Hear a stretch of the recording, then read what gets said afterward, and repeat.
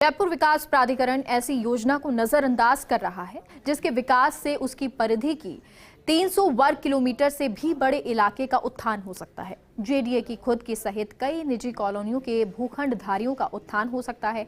ये तो तब है जब नगरीय विकास विभाग के सलाहकार और प्रदेश के शहरी विकास की नब्ज जानने वाले जीएस संधू ने जेडीए को इस योजना पर फोकस करने के निर्देश दिए थे। देखिए ये खास रिपोर्ट। जयपुर विकास प्राधिकरण ने वर्ष 2010 में डिग्गी मालपुरा रोड स्थित चित्तौड़ा रोड पर नॉलेज सिटी साउथ योजना प्रस्तावित की थी। योजना का उद्देश्य शहर के दक्षिणी इलाके में एक बड़ा एजुकेशन हब विकसित करना था। जेडीए ने शुरू में यहाँ कुछ सड़कें बनाई, लेकिन इसके बाद से योजना के विकास का काम ठप पड़ा है। इस योजना की अब तक की कहानी की बात करें तो ये योजना 473 हेक्टेयर भूमि पर प्रस्तावित की गई थी। योजना में विश्वविद्यालय, महाविद्यालय, प्रशिक्षण संस्थानों के लिए भूखंड सृजित किए थे। वर्ष 2015-16 में जेडीए ने 100 फीट से अधिक चौड़ी सड़कों का 4 किलोमीटर की लंबाई में डामरीकरण कराया था। जेडीए ने सड़क निर्माण पर 17 करोड़ 50 लाख रुपए खर्च किए थे। 2018 में जेडीए ने पीरामल ग्रुप को शैक्षणिक गतिविधि के लिए 12.87 हेक्टेयर भूमि आवंटित की थी, लेकिन मूलभूत सुविधाओं के अभाव में योजना में अब तक कोई भी शैक्षणिक गतिविधि शुरू नहीं हो पाई। पिछली भाजपा सरकार में शंकर महादेवन को बड़ा संगीत संस्थान स्थापित करने के लिए भूमि दिखाई थी। सांगानेर हवाई अड्डे से इस योजना का सीधा जुड़ाव नहीं होने से योजना संगीतज्ञ शंकर महादेवन को पसंद नहीं आई। पिछले करीब 6 साल से जेडीए ने यहाँ किसी भी तरह का विकास कार्य नहीं कराया है।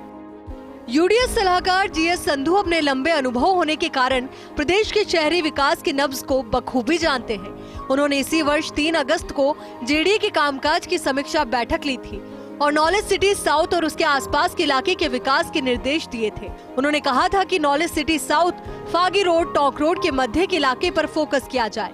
ये पूरा इलाका एक नए सैटेलाइट टाउन के तौर पर विकसित किया जा सकता है। ये इलाका जेडीए की विभिन्न योजनाओं सहित समूचे क्षेत्र के लिए वरदान साबित हो सकता है। समीक्षा बैठक के बाद जेडीए आयुक्त रवि जैन ने शीघ्र रिपोर्ट तैयार करने के लिए उपायुक्त को निर्देश दिए थे।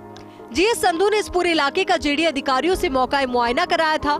इसके बाद जीएस संधू के निर्देशन में ही इलाके के रोड नेटवर्क के विकास का प्लान तैयार किया गया, लेकिन इस प्लान पर जेडीए ने अब तक कोई कार्रवाई नहीं की। नॉलेज सिटी साउथ और आसपास के इलाके के पिछड़ने का बड़ा कारण रोड नेटवर्क का अभाव है। टॉक रोड से इस योजना की सीधी कनेक्टिविटी के लिए खुद जेडीए के सेक्टर प्लान में 2 बड़ी सड़कें प्रस्तावित थे।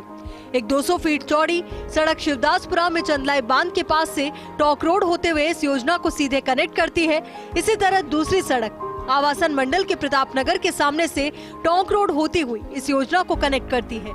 जीएस संधू ने जेडीए को भेजे प्लान में इन्हीं सड़कों के निर्माण की सिफारिश की है। प्लान में बताया गया कि अधिकतर भूमि सरकारी होने के कारण यहाँ का विकास आसान है। ये योजना अगर एक एजुकेशन हब के तौर पर विकसित होती है तो मोहाना मोड़ से योजना तक स्थित सड़क के दोनों तरफ के इलाके का विकास होगा।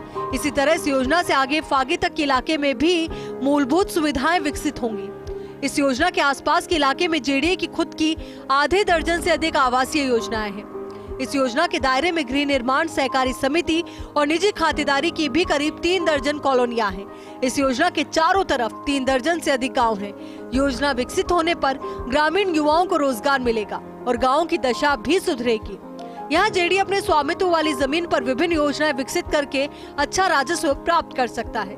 मुहाना मोड़ से करीब 20 किलोमीटर और टॉक रोड से करीब 19 किलोमीटर दूर स्थित इस योजना को जयपुर विकास प्राधिकरण प्राथमिकता दे तो इसकी परिधि के 300 वर्ग किलोमीटर से भी बड़े इलाके के विकास के रास्ते खुल सकते हैं। ऐसा कोई और नहीं, यूडीएच के सलाहकार जीएस संधू खुद ऐसा मानते हैं।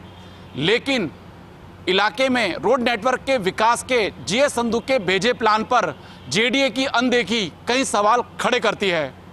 कैमरा पर्सन इकबाल के साथ Abhishek Srivastava, first India news, Jaipur.